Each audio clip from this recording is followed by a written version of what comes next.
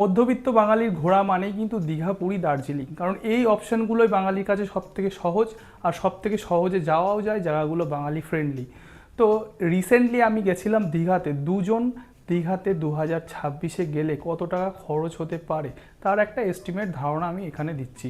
শান্তিপুর থেকে শিয়ালদা দুজনের যাতায়াত ভাড়া 100 টাকা, শিয়ালদা থেকে ধর্মতলা বাস স্ট্যান্ড দুজনের যাতায়াত ভাড়া উবেরে করে 300 টাকা। তারপরে বাসে করে দীঘায় যাওয়া এবং আসা দুজনের খরচা পড়বে প্রায় 1500 টাকা মতো।